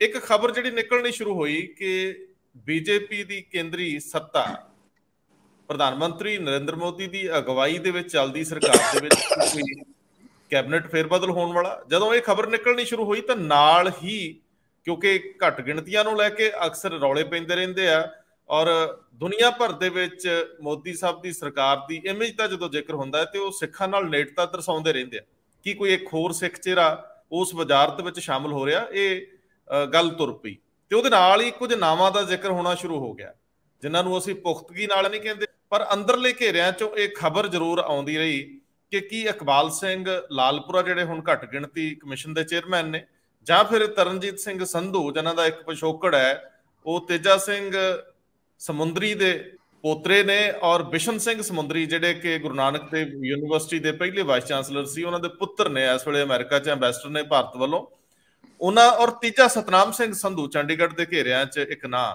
ਇਹਨਾਂ ਦੇ ਬਾਰੇ ਗੱਲ ਹੋ ਰਹੀ ਸੀਗੀ ਕਿ ਪ੍ਰਧਾਨ ਮੰਤਰੀ ਨਾਲ ਨੇੜਤਾ ਦੇ ਚੱਲਦਿਆਂ ਉਹਨਾਂ ਦੀ ਇਹ ਚੋਣ ਹੋ ਸਕਦੇ ਆ। ਹੁਣ ਵੈਸੇ ਤਾਂ ਇਹ ਸਾਰੇ ਮਾਮਲੇ ਭਵਿੱਖ ਦੀ ਕੁੱਖ 'ਚ ਪਏ ਆ ਕਿ ਕੀ ਰੀਸ਼ਫਲ ਦੇ ਵਿੱਚ ਪੰਜਾਬ ਦੀ ਨੁਮਾਇੰਦਗੀ ਬਣਦੀ ਆ, ਕੋਈ ਸਿੱਖ ਘੱਟ ਗਿਣਤੀ ਦੇ ਨਜ਼ਰੀਏ ਤੋਂ ਆਉਂਦਾ ਹੈ, ਜੇ ਆਉਂਦਾ ਹੈ ਤਾਂ ਕਿਵੇਂ ਆਉਂਦਾ ਹੈ, ਇਹ ਪ੍ਰਧਾਨ ਮੰਤਰੀ ਦੇ ਵਿਵੇਕ ਤੇ ਉਹਨਾਂ ਦਾ ਅਖਤਿਆਰ ਹੈ। ਪਰ ਸਰਦਾਰ ਹਰਮੀਤ ਸਿੰਘ ਜੀ, ਇਸ ਮਾਮਲੇ ਨੂੰ ਆਪਾਂ ਲਈਏ ਕਿਵੇਂ, ਕਿ ਫਿਜ਼ੀਬਲ ਹੈ? ਕਿਉਂਕਿ 1 ਸਾਲ ਤੋਂ ਘੱਟ ਸਮਾਂ ਇਲੈਕਸ਼ਨ ਦਾ ਰਹਿ ਗਿਆ ਔਰ ਇਹ ਜਿਹੜੇ ਵੀ ਵਿਅਕਤੀ ਹੈ ਜਾਂ ਤਾਂ ਰਾਜ ਸਭਾ 'ਚੋਂ ਆ ਸਕਦੇ ਆ ਤੇ ਜਾਂ ਫਿਰ 5-6 ਮਹੀਨੇ ਸੱਤਾ ਇੰਜੋਏ ਕਰਕੇ ਬਾਹਰ ਆ ਸਕਦੇ ਆ। ਐਸੀ ਸਥਿਤੀ ਦੇ ਵਿੱਚ ਕੀ ਕਿਸੇ ਨੂੰ ਇਸ ਤਰ੍ਹਾਂ ਨਾਲ ਸੋਚਿਆ ਜਾ ਸਕਦਾ ਕਿ ਉਹਨੂੰ ਕੇਂਦਰੀ ਵਜ਼ਾਰਤ ਵਿੱਚ ਬਿਨਾਂ ਚੁਣਿਆ ਲਿਆਂਦਾ ਜਾ ਸਕੇ ਤੇ ਚੋਣ ਬਾਅਦ ਦੇ ਵਿੱਚ ਹੋ ਜੇ? ਕੀ ਕਹਿੰਦੇ ਹੋ? ਦੇਖੋ, ਮਾਮਲਾ ਇਹ ਜਿਹੜਾ ਤਾਂ ਸੰਵਿਧਾਨਕ ਪੁਸ਼ਟੀ ਤਾਂ ਇਹ ਗੱਲ ਹੈ ਕਿ ਕਿਸੇ ਨੂੰ ਵੀ ਬਿਨਾਂ ਕਿਸੇ ਵੀ ਸਦਨ ਦਾ ਮੈਂਬਰ ਹੋਏ ਮਤਲਬ 6 ਮਹੀਨੇ ਲਈ ਮੰਤਰੀ ਬਣਾਇਆ ਜਾ ਸਕਦਾ, ਉਹਦੇ 'ਚ ਕੋਈ ਬਾਰ ਨਹੀਂ ਹੈ। ਪਰ ਨਾਰਮਲੀ ਇਹ ਹੁੰਦਾ ਕਿ ਉਦੋਂ ਬਣਾਇਆ ਜਾਂਦਾ ਹੁੰਦਾ ਜਦੋਂ ਸੰਭਾਵਨਾਵਾਂ ਇਹ ਨਜ਼ਰ ਆਉਂਦੀਆਂ ਹੁਣ ਵੀ ਕਿਸੇ ਨੂੰ ਇਸ ਸਦਨ ਦੇ ਰਾਹੀਂ ਆਪਾਂ ਲਿਆਵਾਂਗੇ, ਚਾਹੇ ਰਾਜ ਸਭਾ ਦੇ ਵਿੱਚ ਨੋਮੀਨੇਟ ਕਰੋ ਜਾਂ ਲੋਕ ਸਭਾ ਦੀ ਕੋਈ ਬਾਈ ਇਲੈਕਸ਼ਨ ਹੁੰਦੀ ਹੋਵੇ ਉਹਦੇ ਰਾਹੀਂ ਤੁਸੀਂ ਲੈ ਕੇ ਆਉਂਦੇ ਹੋ ਕਿਸੇ ਨੂੰ। ਜਦੋਂ ਵੀ ਤੁਸੀਂ ਮੰਤਰੀ ਬਣਾਉਂਦੇ ਹੋ ਤਾਂ ਇੱਕ ਤਰੀਕਾਕਾਰ ਲੱਭਣਾ ਪੈਂਦਾ ਕੋਈ ਨਾ ਕੋਈ। ਇਹੋ ਜਿਹਾ ਕੰਮ ਬਹੁਤ ਸ਼ਾਇਦ ਘੱਟ ਗੌਰਮੈਂਟਾਂ ਕਰਦੀਆਂ ਨੇ ਔਰ ਕਈ ਕਰ ਲੈਂਦੀਆਂ ਨੇ, ਨਮੋਸੀ ਵੀ ਝੱਲਣੀ ਪੈਂਦੀ ਹੈ ਬੜੀ ਵਾਰ। ਔਰ ਇੱਕ ਵਾਰ ਪੰਜਾਬ ਦਾ ਇੱਕ ਕੇਸ ਆਇਆ ਸੀ, ਤੇਜ ਪ੍ਰਕਾਸ਼ ਹੋਣਾ ਨੂੰ ਸਰਦਾਰ ਬੇਅੰਤ ਸਿੰਘ ਦੇ ਮੌਤ ਤੋਂ ਬਾਅਦ 6 ਮਹੀਨਿਆਂ ਲਈ ਬਣਾਤਾ ਸੀ, ਫਿਰ ਰਿਜ਼ਾਈਨ ਕਰਕੇ ਫਿਰ ਦੁਬਾਰਾ ਬਣਾ ਲਿਆ ਸੀ ਔਰ ਉਹ ਬੜੇ ਸਾਲਾਂ ਬਾਅਦ ਫਿਰ ਜੱਜਮੈਂਟ ਸੁਪਰੀਮ ਕੋਰਟ ਤੱਕ ਗਈ ਵੀ ਇਹਦਾ ਮਤਲਬ ਇਹ ਨਹੀਂ ਹੁੰਦਾ ਕਿ ਤੁਸੀਂ ਥੋੜਾ ਜਿਹਾ ਰਿਜ਼ਾਈਨ ਕਰਕੇ ਫਿਰ 6 ਮਹੀਨੇ ਲਈ ਬਣਾ ਲਓ। ਇਹ ਇਸ ਲਈ ਨਹੀਂ ਕਰਿਆ ਗਿਆ ਸੀ ਕੰਮ, ਉਹ ਇਸ ਲਈ ਸੀ ਕਿ 6 ਮਹੀਨੇ ਤੁਹਾਨੂੰ ਕੋਈ ਬਹੁਤ ਲੋੜੀਂਦਾ ਬੰਦਾ ਨਹੀਂ ਕਿਤੇ ਚੁਣਿਆ ਜਾ ਸਕਿਆ, ਫਾਰ ਦੀ ਟਾਈਮਿੰਗ ਤੁਸੀਂ ਉਹ ਕਰ ਲਓ ਤੇ ਉਹਨਾਂ ਸਮੇਂ 'ਚ ਕੋਈ ਨਾ ਕੋਈ ਅਰੇਂਜਮੈਂਟ ਲੋਕਾਂ ਰਾਹੀਂ ਚੁਣਿਆ ਹੋਇਆ ਕੋਈ ਬੰਦਾ ਲਿਆਓ। ਉਹ ਸਾਰਾ ਸਾਡੇ ਸਾਹਮਣੇ ਇੱਕ ਜੱਜਮੈਂਟ ਵੀ ਪਈ ਹੈ ਤੇ ਬਾਕੀ ਵੀ ਲੋਕਾਂ ਦੇ।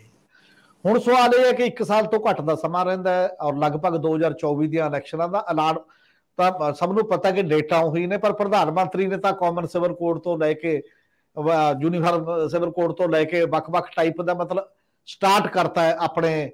ਉਹ ਜਿਹੜਾ ਬੀਜੇਪੀ ਕਹਿੰਦੇ ਹੁੰਦੇ ਨਾ ਕਿ ਪੋਲਿੰਗ ਇੰਚਾਰਜਾਂ ਤੋਂ ਲੈ ਕੇ ਪੁੰਨਾ ਪ੍ਰਮੁੱਖਾਂ ਤੱਕ ਸੰਬੋਧਨ ਕਰਕੇ ਕਿ ਕਿਵੇਂ ਇਲੈਕਸ਼ਨ ਲੜਨੀ ਹੈ, ਇਲੈਕਸ਼ਨ ਦਾ ਐਲਾਨ ਹੋ ਚੁੱਕਿਆ।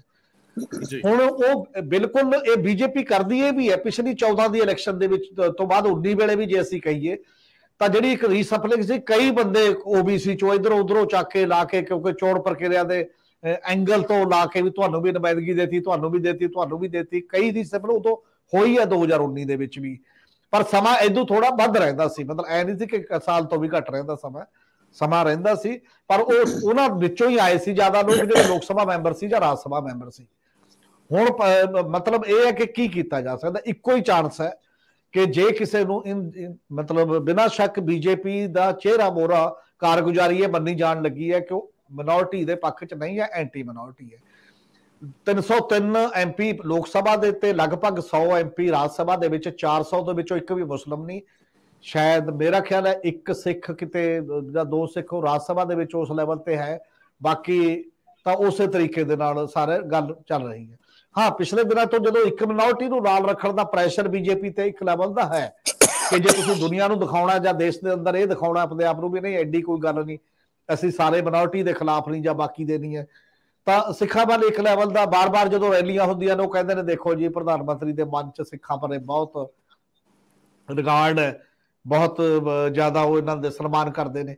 ਤਾਂ ਇਹੋ ਜਿਹੀ ਚੀਜ਼ 'ਚੋਂ ਕੋਈ ਸੋਚਿਆ ਜਾ ਸਕਦਾ ਕਿ 6 ਮਹੀਨੇ ਲਈ ਚੱਲੇ, ਵੈਸੇ ਤਾਂ ਕੋਡ ਹੀ ਲੱਗ ਜਾਣਾ, 6 ਮਹੀਨੇ ਬਣੂ ਜਿਹਨੇ ਵੀ ਬਣਨਾ। ਔਰ ਇਹਦੇ 'ਚ ਇੱਕੋ ਹੀ ਚਾਂਸ ਹੈ, ਜੇਕਰ ਕੋਈ ਚਾਂਸ ਹੋਵੇ ਤਾਂ ਹੁਣ 10 ਸੀਟਾਂ ਵੇਕੈਂਟ ਰਾਜ ਸਭਾ ਦੀਆਂ ਜਿਹੜੀਆਂ ਹੋਣ ਜਾ ਰਹੀਆਂ ਨੇ, ਜਿਹਦੇ ਚੋਂ 3 ਗੁਜਰਾਤ 'ਚ ਨੇ, ਜਿਨ੍ਹਾਂ ਚੋਂ 6 ਸੀਟਾਂ ਵੈਸਟ ਬੰਗਾਲ ਦੇ ਵਿੱਚ ਨੇ, 1 ਗੋਆ ਦੀ ਸੀਟ ਹੈ, ਜਿੱਥੇ ਆਲਰੇਡੀ ਗੁਜਰਾਤ 'ਚ ਬੀਜੇਪੀ ਡੋਮੀਨੇਟ ਕਰਦੀ ਹੈ। ਔਰ ਬੀਜੇਪੀ ਲਈ ਅੱਜ ਕੱਲ੍ਹ ਜਿਹੜੇ ਪੁਰਾਣੇ ਨੇ ਕੰਟੀਨਿਊ ਕਰਨਾ ਨਾ ਕਰਨਾ ਕੋਈ ਪ੍ਰੋਬਲਮ ਨਹੀਂ, ਜਿਹਨੂੰ ਮੋਦੀ ਤੇ ਅਮਿਤ ਸ਼ਾਹ ਕਹਿਣਗੇ ਉਹ ਬਣ ਜਾਂਦਾ, ਜਿਹਨੂੰ ਮਰਜ਼ੀ ਹਟਾ ਦਿੰਦੇ ਨੇ ਤੇ ਉਹ ਹਟ ਜਾਂਦਾ, ਬਹੁਤ ਬੜਾ ਰੌਲਾ ਨਹੀਂ ਪੈਂਦਾ ਮਤਲਬ ਉਸ ਪੱਧਰ ਦੇ ਉੱਤੇ। ਇਸ ਕਰਕੇ ਇਹਨਾਂ ਸੀਟਾਂ ਚੋਂ ਬੀਜੇਪੀ ਕੋਲ 3-4 ਸੀਟਾਂ ਹੋਣਗੀਆਂ ਜ਼ਰੂਰ। ਵੈਸਟ ਬੰਗਾਲ 'ਚ ਵੀ 6 ਚੋਂ ਸ਼ਾਇਦ 1 ਜਾਂ 2 ਕਿੰਨੀਆਂ ਉਹਨਾਂ ਦੇ ਹਿੱਸੇ 'ਚ ਆ ਸਕਣਗੀਆਂ, ਉਹ ਨੰਬਰ ਗੇਮ ਦੇ ਵਿੱਚੋਂ ਟੋਟਲੀ ਉੱਥੋਂ ਪਤਾ ਲੱਗੂਗਾ। ਗੁਜਰਾਤ ਉਹ ਡੋਮੀਨੇਟ ਉਸ ਪੱਧਰ ਦੇ ਉੱਤੇ ਕਰਦੇ ਹੀ ਨੇ। ਇੱਕ ਖੜਗੇ ਸਾਹਿਬ ਦੀ ਸੀਟ ਵੀ ਸ਼ਾਇਦ ਕਰਨਾਟਕਾ ਦੀ ਹੈ, ਉਹਦੇ ਵਿੱਚ ਕਿਹਾ ਜਾਂਦਾ 5 ਤੇ 1, ਉਹ ਕਰਨਾਟਕ ਕਾਂਗਰਸ ਜਿੱਤੇ ਗਈ ਹੈ, ਉਹ ਕੰਟੀਨਿਊ ਕਰੀ ਜਾਣਗੇ, ਪ੍ਰਧਾਨ ਮੰਤਰੀ ਪ੍ਰਧਾਨ ਹੈਗੇ ਨੇ ਕਾਂਗਰਸ ਦੇ।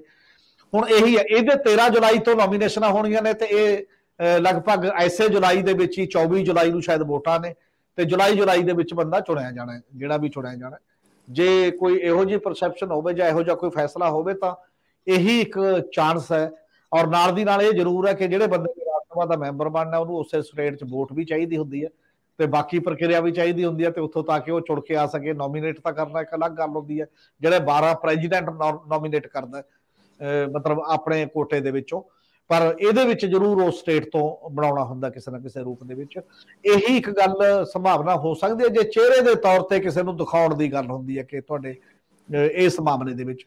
ਦੂਜੀ ਗੱਲ ਇਹ ਵੀ ਹੋ ਸਕਦੀ ਹੁੰਦੀ ਹੈ, ਮੇਰਾ ਖਿਆਲ ਹੈ ਕਿ ਪਿਛਲੇ ਦਿਨਾਂ ਤੋਂ ਜਿਹੜਾ ਮਾਹੌਲ ਚੱਲਦਾ ਫਾਰਮਰ ਔਰ ਜਾਟ ਬੈਲਟ ਦੇ ਵਿੱਚ, ਚਾਹੇ ਉਹ ਪਹਿਲਵਾਨਾਂ ਦਾ ਮੁੱਦਾ ਹੋਵੇ, ਚਾਹੇ ਉਹ ਕਿਸਾਨੀ ਨਾਲ ਟੱਕਰ ਦੇ ਮਾਮਲੇ 'ਚ ਹੋਣ, ਔਰ ਬੀਜੇਪੀ ਇਸ ਟੋਟਲ ਭਾਈਚਾਰੇ ਇੱਕ ਬੀਜੇਪੀ ਦੇ ਅਗੇਂਸਟ ਦਿਖਾਈ ਦਿੰਦਾ ਕਿਸੇ ਨਾ ਕਿਸੇ ਰੂਪ ਦੇ ਵਿੱਚ ਖੜਾ, ਐਜ ਏ ਕਮਿਊਨਿਟੀ ਟੋਟਲੀ, ਜਿਹੜਾ ਐਗਰੀਕਲਚਰ ਔਰ ਕਾਸਟ ਪੈਟਰਨ ਤੋਂ ਵੀ ਜਾਟ ਭਾਈਚਾਰਾ, ਉਹਦੇ ਨਾਲ ਕੋਈ ਮਤਲਬ ਗਿਵ ਐਂਡ ਟੇਕ ਜਾਂ ਕੋਈ ਇਹੋ ਜਿਹਾ ਕੋਈ ਦਿਮਾਗ 'ਚ ਕਈ ਵਾਰ ਪੋਲੀਟੀਸ਼ੀਅਨ ਦੇ ਜਿਹੋ ਜਿਹਾ ਹੁੰਦਾ ਤਾਂ ਕੋਈ ਚਾਂਸ ਹੈ, ਨਹੀਂ ਚਾਂਸ ਫਿਰ ਹੋਰ ਕੋਈ ਪੈਮਾਨਾ ਨਹੀਂ ਹੋ ਸਕਦਾ। ਜੀ, ਤੁਸੀਂ ਠੀਕ ਕਹਿ ਰਹੇ ਹੋ। ਸਰਦਾਰ ਜਗਤਾਰ ਸਿੰਘ ਗੈਰ ਰਸਮੀ ਗੱਲਬਾਤ ਦੇ ਵਿੱਚ ਕਹਿ ਰਹੇ ਸੀਗੇ ਕਿ ਲੱਗਦਾ ਨਹੀਂ, ਇਹ ਸੰਭਾਵਨਾ ਬਹੁਤ ਮੱਧਮ ਹੋ ਸਕਦੀ ਹੈ, ਇਹ ਰਿਊਮਰ ਵੀ ਹੋ ਸਕਦੀ ਹੈ, ਔਰ ਸਿਆਸਤ ਦੇ ਵਿੱਚ ਕੁਝ ਵੀ ਸੰਭਵ ਤੇ ਕੁਝ ਵੀ ਅਸੰਭਵ ਹੁੰਦਾ ਹੈ, ਤੇ ਇਹਦੀ ਕੋਈ ਪ੍ਰੈਡਿਕਸ਼ਨ, ਕਿਉਂਕਿ ਇਹ ਅਖਤਿਆਰ ਉਹਨਾਂ ਲੋਕਾਂ ਦਾ ਜਿਹੜੇ ਸੱਤਾ 'ਚ ਹੈ, ਮਨ ਬਦਲਦਿਆਂ ਇੱਕ ਪਲ ਲੱਗਦਾ ਸਿਰਫ। ਮੈਂ ਸਰਦਾਰ ਜਗਤਾਰ ਸਿੰਘ ਜੀ ਇਹ ਸਮਝਣਾ ਚਾਹੁੰਦਾ, ਕਿਉਂਕਿ ਇਹ ਗੱਲ ਕਿਉਂ ਤੁਰੀ ਅੱਗੇ। ਪ੍ਰਧਾਨ ਮੰਤਰੀ ਅਮਰੀਕਾ 'ਚ ਸੀਗੇ ਹੁਣੇ, ਔਰ ਉੱਥੇ ਲਗਭਗ ਪ੍ਰਬੰਧਕੀ ਨਜ਼ਰੀਏ ਤੋਂ ਇਹ ਟੋਟਲ ਮੈਨੇਜਮੈਂਟ ਬੜੀ ਬਿਹਤਰ ਹੋਈ ਸੀ, ਤੇ ਮੰਨਿਆ ਜਾਂਦਾ ਸੀ ਕਿ ਇਹਦੇ ਵਿੱਚ ਤਰਨਜੀਤ ਸਿੰਘ ਸੰਧੂ ਦਾ ਰੋਲ, ਉੱਥੋਂ ਦੀ ਜਿਹੜੀ ਕਮਿਊਨਿਟੀ ਆ, ਉੱਥੋਂ ਦਾ ਜਿੰਨਾ ਤਾਮਝਾਮ ਹੈ, ਸੋ ਜਿਹੜੇ ਪ੍ਰਬੰਧ ਕੀਤੇ ਸੀ ਲੋਕਾਂ ਨੂੰ ਮਿਲਣ ਮਿਲਾਉਣ ਦੇ, ਉਹ ਕਾਫੀ ਇੱਕ ਵੱਡੀ ਕਵਾਇਦ ਸੀ, ਔਰ ਪ੍ਰਧਾਨ ਮੰਤਰੀ ਖੁਸ਼ ਸੀਗੇ, ਔਰ ਉਹਨਾਂ ਦਾ ਨਾਂ, ਕਿਉਂਕਿ ਅੱਗੇ ਹਰਦੀਪਪੁਰੀ ਵੀ ਅੰਬੈਸਡਰ ਸੀਗੇ, ਉਹ ਵੀ ਉਹਨਾਂ ਨੇ ਲਿਆਂਦੇ। ਦੂਜਾ ਮਾਮਲਾ ਇਕਬਾਲ ਸਿੰਘ ਲਾਲਪੁਰਾ ਵੀ ਪ੍ਰਧਾਨ ਮੰਤਰੀ ਕੈਂਪ 'ਚ ਗਿਣੇ ਜਾਂਦੇ ਆ, ਤੇ ਤੀਜਾ ਸਤਨਾਮ ਸਿੰਘ ਸੰਧੂ ਬਾਰੇ ਵੀ ਇਹ ਕਿਹਾ ਜਾਂਦਾ ਹੈ ਕਿ ਉਹ ਕਾਫੀ ਜਗ੍ਹਾ ਬਣਾ ਗਏ ਥੋੜੇ ਅਰਸੇ ਦੇ ਵਿੱਚ। ਉਹਨਾਂ ਨੇ ਇੱਕ ਕਿਤਾਬ ਵੀ ਪ੍ਰਧਾਨ ਮੰਤਰੀ ਤੇ ਲਿਖੀ ਸੀਗੀ, ਔਰ ਲਖਨਊ ਦੇ ਨੇੜੇ ਉਹ ਇੱਕ ਯੂਨੀਵਰਸਿਟੀ ਬਹੁਤ ਵੱਡੀ ਉਸਾਰ ਰਹੇ ਨੇ। ਸੋ ਇਹ ਸਾਰੀਆਂ ਚੀਜ਼ਾਂ ਨੂੰ ਜੇ ਇੱਕ ਨੁਕਤਾ ਨਜ਼ਰ ਤੋਂ ਦੇਖਣਾ ਹੋਵੇ ਤਾਂ ਮੇਰੇ ਖਿਆਲ ਤੁਹਾਡਾ ਅਹਿਮ ਹੋਊਗਾ ਜੀ। ਉਹ ਪਹਿਲੀ ਗੱਲ ਤਾਂ ਹੈ ਕਿ ਮੈਨੂੰ ਕੋਈ ਬਹੁਤਾ ਲੌਜਿਕ ਲੱਗਦਾ ਨਹੀਂ ਵੀ ਇਹ ਐਕਸਰਸਾਈਜ਼ ਕੈਰੀ ਆਊਟ ਕੀਤੀ ਜਾਊਗੀ। ਦੂਜੀ ਗੱਲ, ਪੰਜਾਬ ਦੀਆਂ ਸੀਟਾਂ ਮੈਟਰ ਨਹੀਂ ਕਰਦੀਆਂ, ਪੰਜਾਬ ਦਾ ਜਿਹੜਾ ਸਿਆਸੀ ਸਿਗਨਲ ਹੈ ਉਹ ਜ਼ਿਆਦਾ ਮੈਟਰ ਕਰਦਾ ਹੈ। ਜਿਹੜਾ ਵੱਡਾ ਕਾਰਨ ਅਕਾਲੀ ਦਲ ਤੇ ਬੀਜੇਪੀ ਦੀ ਅਲਾਇੰਸ ਇੰਨੇ ਸਾਲ ਚੱਲ ਜਾਣਾ ਸੀਗਾ, ਉਹ ਬੀਜੇਪੀ ਨੂੰ ਲੋੜ ਸੀ ਇੱਕ ਮਾਈਨੋਰਿਟੀ ਨਾਲ ਰੱਖਣ ਦੀ। ਇਹ ਲਗਾਤਾਰ ਨੈਰੇਟਿਵ ਐਂਟੀ ਮੁਸਲਿਮ ਬਿਲਡ ਕੀਤਾ ਗਿਆ ਅਯੋਧਿਆ ਦੇ ਮਸਲੇ ਤੋਂ ਲੈ ਕੇ 1991 ਤੋਂ ਆਨਵਰਡਸ। ਇਹ ਪਾਰਟੀ ਉਹਦੇ ਤੇ ਸਰਵਾਈਵ ਕਰਦੀ ਹੈ, ਇਲੈਕਸ਼ਨ ਲੜਦੀ ਹੈ, ਪੋਲਰਾਈਜ਼ ਕਰਦੀ ਹੈ। ਹੁਣ ਵੀ ਇਹਨਾਂ ਨੇ ਇਸ਼ੂ ਪੋਲਰਾਈਜ਼ ਕਰਨਾ ਸ਼ੁਰੂ ਕਰਤਾ, ਜਿਵੇਂ ਮਿਊਰੀ ਫਾਰਮ ਸਿਵਲ ਕੋਡ ਦੀ ਗੱਲ ਕਰ ਰਹੇ। ਸੋ ਮੈਂ ਪੰਜਾਬ ਨੂੰ ਉਸ ਕੰਟੈਕਸਟ ਦੇ ਵਿੱਚ ਦੇਖਦਾ। ਇਹਦੇ ਨਾਲ ਆਪਾਂ ਜੇ ਐਡ ਕਰੀਏ ਜਿਹੜੀ US ਵਿਜ਼ਿਟ ਹੈ ਮੋਦੀ ਜੀ ਦੀ, ਉਹ ਮੀਡੀਆ ਜੋ ਮਰਜ਼ੀ ਇੱਥੇ ਪੋਰਟਰੇ ਕਰੀ ਜਾਵੇ ਕਿ ਬੜੀ ਕਾਮਯਾਬ ਹੋਈ, ਲੇਕਿਨ ਜੋ ਕੁਛ ਉੱਥੇ ਹੋਇਆ, ਜਿਹੜਾ anti minority image Modi ji ਦਾ ਪ੍ਰੋਜੈਕਟ ਹੋਇਆ ਉੱਥੇ, ਉਹ ਸਭ ਦੇ ਸਾਹਮਣੇ ਹੈ। ਬਰਾਕ ਓਬਾਮਾ ਦੇ ਟਾਕ TV ਤੇ ਬੜਾ ਓਪਨ ਅਟੈਕ। ਜੋ ਕੁਛ ਸਾਡਾ ਇੰਡੀਅਨ ਮੀਡੀਆ ਨਹੀਂ ਦਿਖਾ ਰਿਹਾ ਸੀਗਾ, ਉਹ ਉੱਥੇ ਜਿਹੜੀਆਂ ਡੈਮੋਨਸਟ੍ਰੇਸ਼ਨਸ ਹੋਈਆਂ ਸਰਕਾਰ ਦੇ ਖਿਲਾਫ, ਔਰ ਸਿੱਖਾਂ ਨੇ ਵੀ ਕੀਤੀਆਂ, ਬਾਕੀ ਕਮਿਊਨਿਟੀਜ਼ ਨੇ ਵੀ ਕੀਤੀਆਂ, ਔਰ ਲੈਕਚਰ ਹੋਏ। ਲੈਕਚਰ ਹੁਣ ਉਹ ਤੁਹਾਨੂੰ ਅਵੇਲੇਬਲ ਹੈਗੇ ਆ YouTube ਤੇ। ਲੋਕ ਬੋਲੇ ਉੱਥੇ ਕਿ ਹਿੰਦੁਸਤਾਨ ਦੀ ਹਾਲਤ ਕੀ ਹੈ। ਮੈਂ ਹੁਣ ਨਾਲ ਇਹ ਯੂਨੀਫਾਰਮ ਸਿਵਲ ਕੋਡ ਲੈ ਕੇ ਆ ਰਹੇ ਆ, ਉਸ ਕੰਟੈਕਸਟ ਦੇ ਵਿੱਚ ਇਹ ਸ਼ਾਇਦ ਇਹ ਸ਼ੋਅ ਕਰਨ ਦੀ ਕੋਸ਼ਿਸ਼ ਕਰਨਗੇ ਕਿ ਅਸੀਂ ਐਂਟੀ ਮਾਈਨੋਰਿਟੀ ਨਹੀਂ। ਉਹ ਸਿਗਨਲ ਦੇਣਾ ਪੰਜਾਬ ਦੇ ਵਿੱਚ ਨਹੀਂ। ਇਹ ਜੇ ਆਪਾਂ ਦੇਖੀਏ ਕਿ ਪੰਜਾਬ ਦੇ ਇਲੈਕਸ਼ਨ ਦੇ ਵਿੱਚ ਬੀਜੇਪੀ ਕੋਈ ਬੇਸ ਆਪਣਾ ਵਾਈਡਨ ਕਰਨ ਵਾਸਤੇ ਇਹ ਐਕਸਰਸਾਈਜ਼ ਕਰੇਗੀ ਨਹੀਂ। ਇਹ ਇੰਟਰਨੈਸ਼ਨਲ ਲੈਵਲ ਤੇ ਇੱਕ, ਨੈਸ਼ਨਲ ਲੈਵਲ ਤੇ ਨੰਬਰ 2, ਇਹ ਸਿਰਫ ਪ੍ਰੋਜੈਕਸ਼ਨ ਦੇਣੀ ਹੈ ਇੱਕ ਕਿ ਅਸੀਂ ਐਂਟੀ ਮਾਈਨੋਰਿਟੀ ਨਹੀਂ ਹੈ। ਐਂਟੀ ਮੁਸਲਿਮ ਤਾਂ ਉਹ ਖੁੱਲ ਕੇ ਚੱਲ ਰਹੇ, ਉਹਨਾਂ ਨੂੰ ਇਸ ਗੱਲ ਦੀ ਕੋਈ ਦਿੱਕਤ ਹੈ ਹੀ ਨਹੀਂ। ਮੋਦੀ ਜੀ ਰਿਕਾਰਡ ਤੇ ਉੱਥੇ ਜੋ ਮਰਜ਼ੀ ਕਰੀ ਜਾਣ ਕਿ ਡੈਮੋਕ੍ਰੇਸੀ ਸਾਡੇ DNA ਦੇ ਵਿੱਚ ਹੈ, ਜੋ ਪ੍ਰੈਕਟਿਸ ਹੈ ਉਹ ਸਾਹਮਣੇ ਅਮੀਰ ਹੋਰਾਂ ਨੇ ਗੱਲ ਕੀਤੀ ਹੈ, ਉਹਦੇ ਵਿੱਚ ਇਹਨਾਂ ਨੂੰ ਇੱਕ ਮਾਈਨੋਰਿਟੀ ਦੀ ਬਹੁਤ ਲੋੜ ਹੈ। ਸੋ ਇਸ ਸਿਚੁਏਸ਼ਨ ਦੇ ਵਿੱਚ ਜਿਹੜੀ ਸਿੱਖਾਂ ਦੀ ਪੋਜੀਸ਼ਨਿੰਗ ਹੈ ਇਸ ਸਾਰੇ ਡਿਸਕੋਰਸ ਦੇ ਵਿੱਚ ਉਹ ਬੜੀ ਦਿਲਚਸਪ ਬਣ ਜਾਏਗੀ। ਜਾਂ ਜੇ ਕੱਲ ਨੂੰ ਅਕਾਲੀ ਦਲ ਮੁੜ ਕੇ ਅਲਾਇੰਸ ਕਰਨਾ ਚਾਹਵੇ, ਸਪੈਸ਼ਲੀ ਹੁਣ ਜਦੋਂ ਯੂਨੀਫਾਰਮ ਸਿਵਲ ਕੋਡ ਇਹ ਪਾਰਟੀ ਅਪੋਜ਼ ਕਰ ਰਹੀ ਹੈ, ਅੱਜ ਫਿਰ SGPC ਦੇ ਪ੍ਰਧਾਨ ਧਾਮੀ ਜੀ ਨੇ ਡਟ ਕੇ ਇਹਦੀ ਮੁਖਾਲਫਤ ਕੀਤੀ ਹੈ, ਤੇ ਕੀ ਅਕਾਲੀ ਦਲ BJP ਨਾਲ ਜਾ ਸਕਦਾ ਹੈ? ਲੇਕਿਨ ਆਪਣਾ ਸਿੰਪਲ ਇਸ਼ੂ ਅੱਜ ਦਾ ਇਹ ਸੀ ਕਿ ਕੀ BJP ਪੰਜਾਬ ਤੋਂ ਕੋਈ ਮਿਨਿਸਟਰ ਲੈ ਸਕਦੀ ਹੈ? ਇਨ ਪ੍ਰਿੰਸੀਪਲ ਲੈ ਸਕਦੀ, ਲੈਣ ਤੇ ਕੋਈ ਬਾਰ ਨਹੀਂ। ਜੇ ਰਾਜ ਸਭਾ ਦੇ ਵਿੱਚੋਂ ਕਿਤੋਂ ਡਿਕਟ ਕਰਨ ਸੀਟਾਂ ਖਾਲੀ ਹੋ ਰਹੀਆਂ, ਲੈ ਆਉਣਗੇ। ਜੇ ਬੰਦਾ ਉੱਥੇ ਜੇ ਹੁਣ ਵੋਟ ਬਣ ਸਕਦੀ ਹੈ, ਟਾਈਮ ਬਹੁਤ ਘੱਟ ਹੈ, ਵੋਟਰ ਬਣਦਾ ਪ੍ਰੋਸੈਸ ਵੀ ਸਾਰੀ ਗੱਲ ਦੇ ਵਿੱਚ। ਲੇਕਿਨ ਬਰਾਡਰ ਇਸ਼ੂ ਸਿੱਖਾਂ ਨੂੰ ਸਿਰਫ ਖੁਸ਼ ਕਰਦਾ ਨਹੀਂ ਹੈ, ਕਿਉਂਕਿ ਉਹ ਬਹੁਤੀ ਗੱਲ ਮੈਟਰ ਨਹੀਂ ਕਰਦੀ। ਨੈਸ਼ਨਲ ਲੈਵਲ ਤੇ ਸਿਗਨਲ ਕੀ ਦੇਣਾ ਹੈ ਉਹ ਮੈਟਰ ਕਰਦਾ ਹੈ ਜੀ। ਨੈਸ਼ਨਲ ਇੰਟਰਨੈਸ਼ਨਲ ਲੈਵਲ ਤੇ ਚਿਹਰਾ ਸਾਫ਼ ਰੱਖਣਾ ਉਹ ਇੱਕ ਏਜੰਡਾ। ਲੇਕਿਨ ਇਹਦੇ ਵਿੱਚ ਇੱਕ ਸਵਾਲ ਬੜਾ ਅਹਿਮ ਆ ਹੋਰ, ਕਿ ਇਹਦੇ ਵਿੱਚ ਮਨਜਿੰਦਰ ਸਿੰਘ ਸਿਰਸਾ ਵੀ ਇੱਕ ਐਸਾ ਚਿਹਰਾ ਨੇ ਜਿਹੜੇ ਦੇਸ਼ ਦੇ ਇਸ ਟੌਪ ਲੀਡਰਸ਼ਿਪ ਦੇ ਕਾਫੀ ਨੇੜੇ ਆ। ਖਾਸ ਤੌਰ ਤੇ ਉਹ ਦੇਸ਼ ਦੇ ਗ੍ਰਹਿ ਮੰਤਰੀ ਤੇ ਤਾਂ ਬਹੁਤ ਹੀ ਨੇੜੇ ਆ। ਪਿੱਛੇ ਸਿਰਸਾ ਦੇ ਵਿੱਚ ਇੱਕ ਰੈਲੀ ਦੌਰਾਨ ਉਹਨਾਂ ਨੇ ਸਪੈਸ਼ਲੀ ਆਵਾਜ਼ ਮਾਰ ਕੇ ਕਿਹਾ ਸੀ ਵੀ ਤੁਹਾਡੇ ਇੱਥੋਂ ਸਾਡੇ ਮਨਜਿੰਦਰ ਸਿੰਘ ਸਿਰਸਾ ਜੀ ਆ ਕੇ ਆਈਏ। ਔਰ ਉਹ ਇੱਕ ਤੋਂ ਵੱਧ ਵਾਰੀ ਕਈ ਵਾਰੀ ਤੁਹਾਨੂੰ ਚਿਹਰੇ ਦਿਖਾਉਣ ਲਈ, ਔਰ ਖਾਸ ਤੌਰ ਤੇ ਇਹ ਮਾਮਲੇ ਕਿ ਕੌਣ ਲੌਬਿੰਗ ਵੇਲੇ ਕੌਣ ਕਿੱਥੇ ਖੜਾ ਹੈ, ਇਹ ਵੀ ਮਨਜਿੰਦਰ ਸਿੰਘ ਸਿਰਸਾ ਦਾ ਵੀ ਜ਼ਿਕਰ ਨਾ ਕਰਨਾ ਜਾਇਜ਼ ਨਹੀਂ ਹੋਊਗਾ। ਜੇਕਰ ਕੋਈ ਚੋਣ ਹੁੰਦੀ ਹੈ ਤੇ ਕੀ ਹੁੰਦੀ ਹੈ ਇਹ ਅਗਲਾ ਸਮਾਂ ਹੈ, ਪਰ ਇਲੈਕਸ਼ਨ 'ਚ ਜਾਣ ਤੋਂ ਪਹਿਲਾਂ ਕਿਸੇ ਵੇਲੇ ਫੇਸ ਸਾਫ਼ ਕਰਨੇ ਦਿਖਾਉਣੇ ਉਹ ਬੜੇ ਜ਼ਰੂਰੀ ਹੁੰਦੇ ਆ। ਆਪਾਂ ਅਗਲਾ ਮਾਮਲਾ ਨਾਲ ਜੋੜਦਾ ਹੀ ਲੈਂਦੇ ਆ, ਉਹ ਹੈਗਾ ਯੂਨੀਫਾਰਮ ਸਿਵਲ ਕੋਡ ਵਾਲਾ। ਮੈਂ ਸਰਦਾਰ ਹਰਮੀਤ ਸਿੰਘ ਜੀ ਤੁਹਾਨੂੰ ਬੇਨਤੀ ਕਰੂੰਗਾ ਕਿ ਪੰਜਾਬ ਦਾ ਦ੍ਰਿਸ਼ ਕੱਲ ਤੋਂ ਬਾਅਦ ਜੋ ਬਣਿਆ ਉਹਦੇ ਉੱਤੇ ਕਾਫੀ ਸਵਾਲ ਉੱਠ ਰਹੇ ਆ।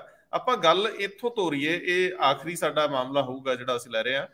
ਕਿ ਪੰਜਾਬ ਦੀ ਸਰਕਾਰ ਨੂੰ ਜਦੋਂ ਕਟਹਿਰੇ 'ਚ ਖੜਾ ਕੀਤਾ ਜਾ ਰਿਹਾ, ਖਾਸ ਤੌਰ ਤੇ ਭਗਵੰਤ ਮਾਨ ਆਮ ਆਦਮੀ ਪਾਰਟੀ ਦੇ ਪ੍ਰਧਾਨ ਵੀ ਨੇ ਪ੍ਰਦੇਸ਼ ਦੇ, ਉਹਨਾਂ ਦੇ ਕਾਰਜਕਾਰੀ ਪ੍ਰਧਾਨ ਨੇ ਪ੍ਰਿੰਸੀਪਲ ਬੁੱਧ ਰਾਮ ਬਟਲਾਡਾ ਤੋਂ ਵਿਧਾਇਕ ਨੇ, ਔਰ ਇਹਨਾਂ ਲੋਕਾਂ ਨੂੰ ਜਦੋਂ ਸਵਾਲ ਕੀਤਾ ਜਾ ਰਿਹਾ ਕਿ ਤੁਸੀਂ ਦੱਸੋ ਬਈ ਜੇ ਸਪੋਜ਼ ਇਹ ਯੂਨੀਫਾਰਮ ਸਿਵਲ ਕੋਡ ਲਾਗੂ ਹੁੰਦਾ, ਇਹ ਇੰਪਲੀਮੈਂਟ ਹੁੰਦਾ ਹੈ, ਤਾਂ ਇਹਦੇ ਵਿੱਚ ਪੰਜਾਬ ਦੀ ਕੀ ਸਥਿਤੀ ਹੋਊਗੀ?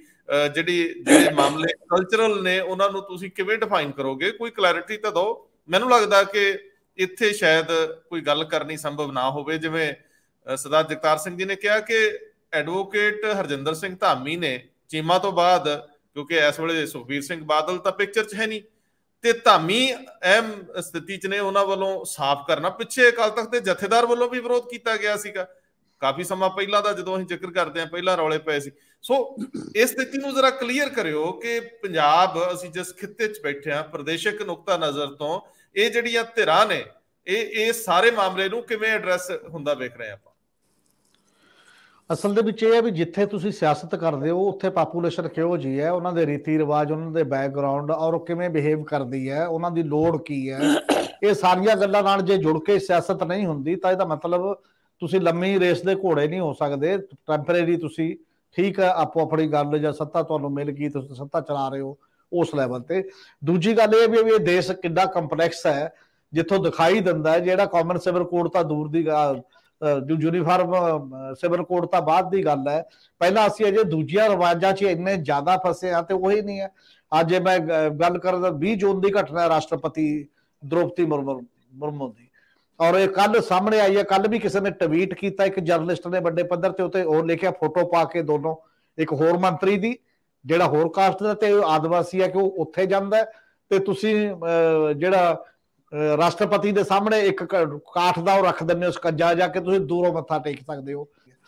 ਔਰ ਜਦੋਂ ਤੁਸੀਂ ਅਜੇ ਇਹਨੂੰ ਨਹੀਂ, ਉਦੋਂ ਪਹਿਲਾਂ ਇਹ ਚਰਚਾ ਮਤਲਬ 2018 ਦੇ ਵਿੱਚ ਵੀ ਹੋਈ ਸੀ, ਜੂਨ ਦੇ ਵਿੱਚ, ਮਾਰਚ ਦੇ ਵਿੱਚ, ਜਿਹੜਾ ਉਸ ਸਮੇਂ ਦੇ ਰਾਸ਼ਟਰਪਤੀ ਸੀਗੇ।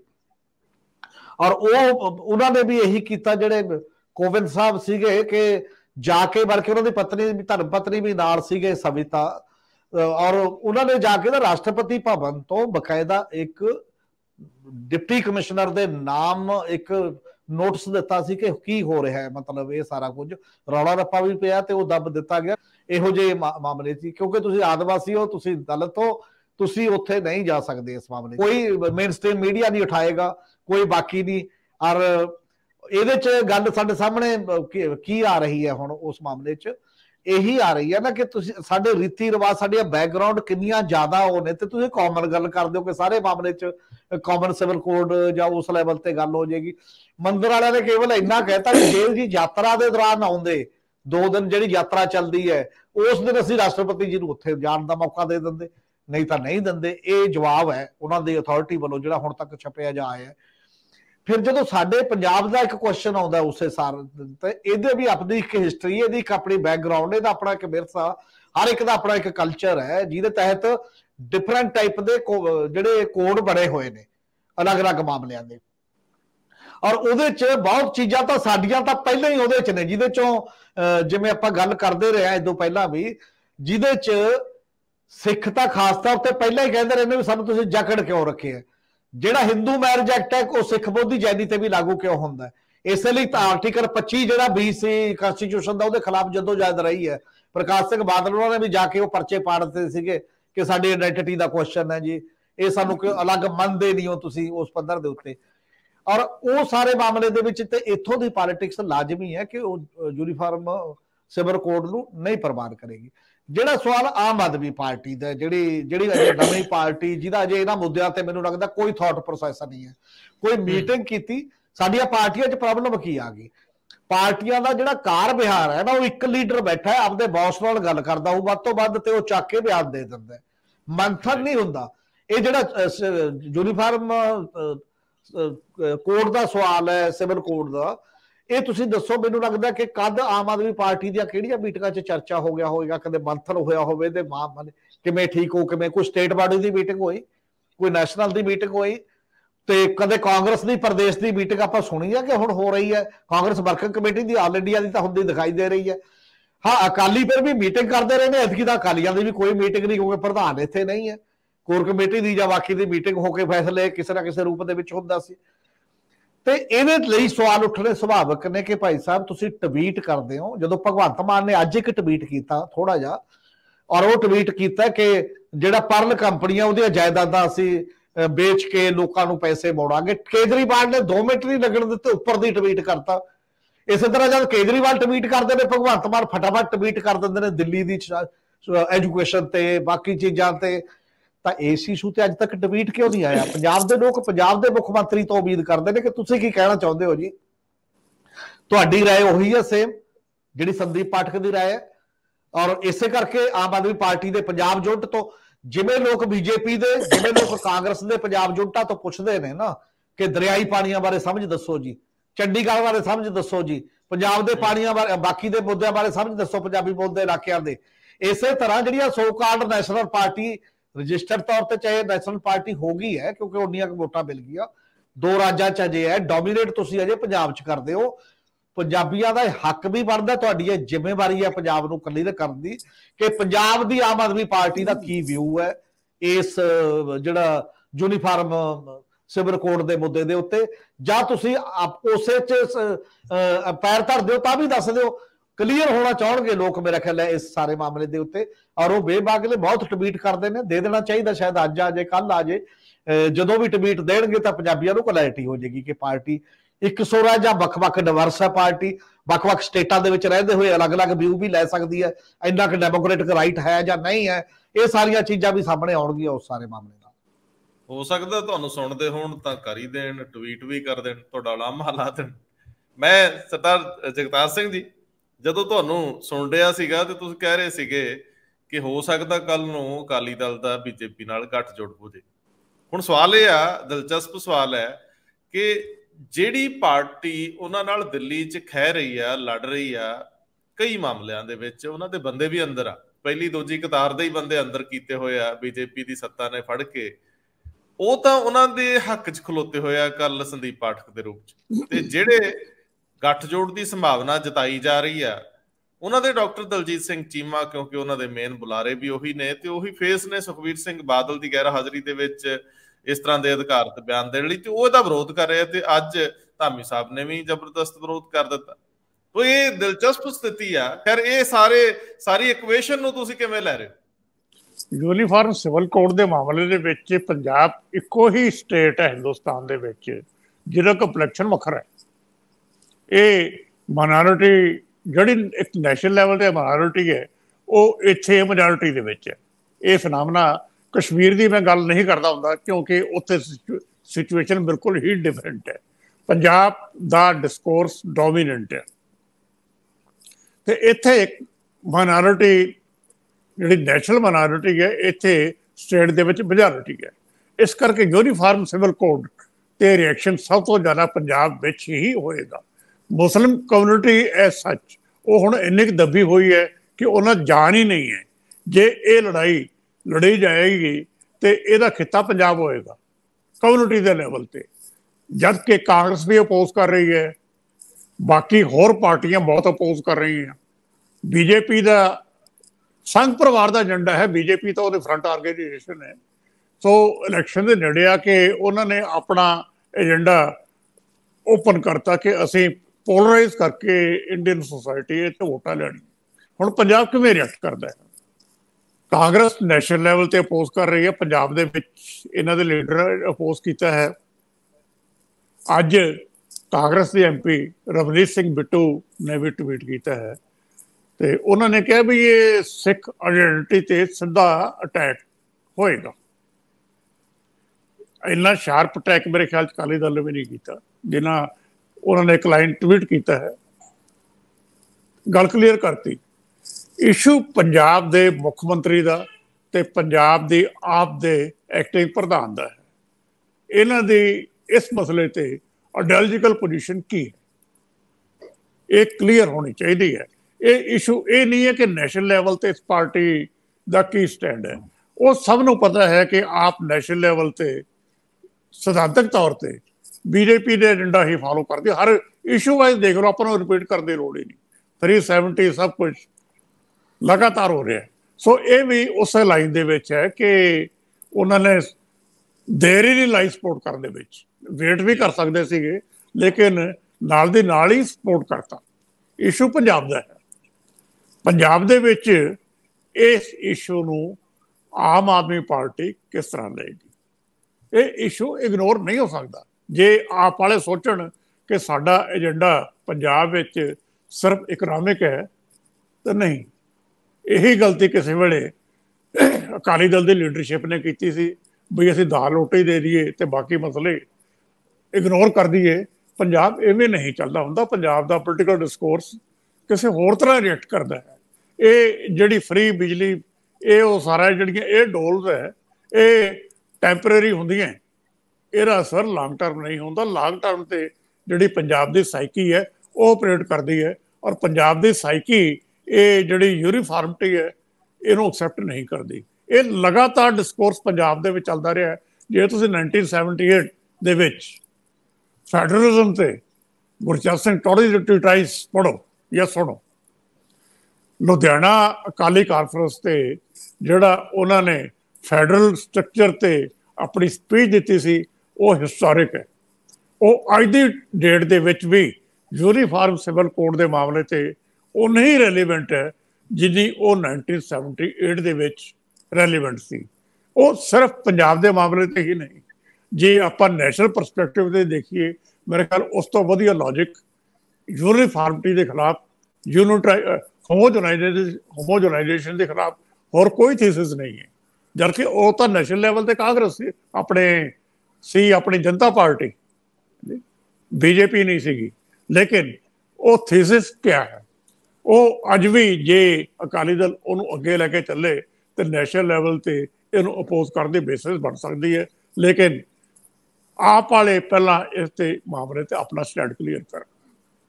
ਕਈ ਮਾਮਲਿਆਂ 'ਚ ਚੁੱਪ ਭਲੀ ਹੁੰਦੀ ਹੈ ਤੇ ਸ਼ਾਇਦ ਇੱਥੇ ਵੀ ਚੁੱਪ ਨੂੰ ਤਰਜੀਹ ਦਿੱਤੀ ਜਾਊਗੀ। ਵੈਸੇ ਪੰਜਾਬ ਦਾ ਸੁਭਾਅ, ਨਾਬਰੀ ਦਾ ਸੁਭਾਅ, ਵਿਰੋਧ ਕਰਨ ਲੱਗਿਆ ਅਸੀਂ ਜਮਾ ਘਟਾਓ ਘੱਟ ਦੇਖਦੇ ਹਾਂ। ਜਿੱਥੇ ਲੱਗਦਾ ਹੈ ਕਿ ਸਵਾਲ ਅਣਖਦਾ ਹੈ, ਮੁੱਛਦਾ ਹੈ, ਉੱਥੇ ਖੜੇ ਹੋ ਜਾਂਦੇ ਆ। ਬਹੁਤ ਵਾਰੀ ਨੁਕਸਾਨ ਵੀ ਇਤਿਹਾਸ ਵਿੱਚ ਹੋਏ ਨੇ। ਤੇ ਇਸ ਮਾਮਲੇ ਦੇ ਵਿੱਚ ਇੱਕ ਵਾਰੀ ਫਿਰ ਪੰਜਾਬ ਦੀ ਆਮ ਆਦਮੀ ਪਾਰਟੀ ਤੋਂ ਤਵੱਕੋਂ ਕੀਤੀ ਜਾਂਦੀ ਹੈ ਕਿ ਉਹ ਆਪਣੀ ਕੇਂਦਰੀ ਲੀਡਰਸ਼ਿਪ ਦੇ ਸਟੈਂਡ ਦੇ ਨਾਲ ਖੜਨ ਦੀ ਬਜਾਏ ਪੰਜਾਬ ਦਾ ਸਟੈਂਡ ਪੰਜਾਬ ਦੇ ਲੋਕਾਂ ਦੇ ਸੁਭਾਅ ਦੇ ਨਜ਼ਰੀਏ ਤੋਂ ਲਵੇ, ਪਰ ਇਹਦੀ ਉਮੀਦ ਘੱਟ ਹੀ ਹੁੰਦੀ ਹੈ। ਬਹੁਤ ਮਿਹਰਬਾਨੀ, ਬਹੁਤ ਧੰਨਵਾਦ। ਥੈਂਕ ਯੂ, ਸ਼ੁਕਰੀਆ ਜੀ।